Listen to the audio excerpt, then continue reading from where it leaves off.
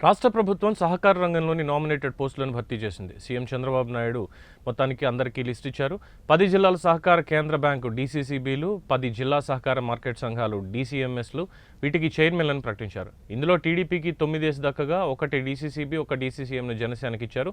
తూర్పుగోదావరి, పశ్చిమ గోదావరి, ప్రకాశం డీసీసీబీలు, డీసీఎంఎస్లను పెండింగ్లో పెట్టారు. త్వరలోనే వీటికి చైర్మన్లను నియమిస్తారని టీడీపీ వర్గాలు తెలియజేశాయి.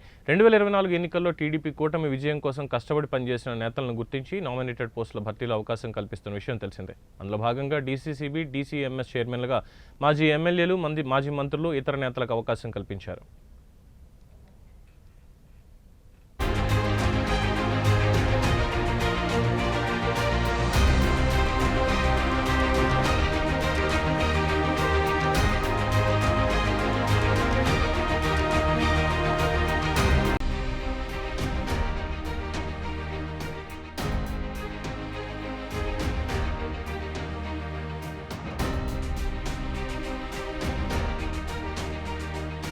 బీజేపీకి కూడా ఒక్కొక్కటి దక్కుతుందని చెప్తున్నారు. ఉమ్మడి జిల్లాల స్థాయిలో కొనసాగుతున్న డీసీసీబీలు, డీసీఎంఎస్లకు ప్రస్తుతం జాయింట్ కలెక్టర్లు అధికారిక పర్సన్ ఇన్ఛార్జీలుగా వ్యవహరిస్తున్నారు. సహకార సంస్థలకు, రైతు వర్గానికి చెందిన నేతలను పాలకవర్గంలో నియమించడం ద్వారా వ్యవసాయ అనుబంధ రంగాలకు మెరుగైన సేవలు అందుతాయన్న ఉద్దేశంతో డీసీసీబీ, డీసీఎంఎస్లకు నామినేషన్ పద్ధతిలో చైర్మన్లను నియమిస్తున్నట్లు ప్రభుత్వ వర్గాలు తెలిపాయి.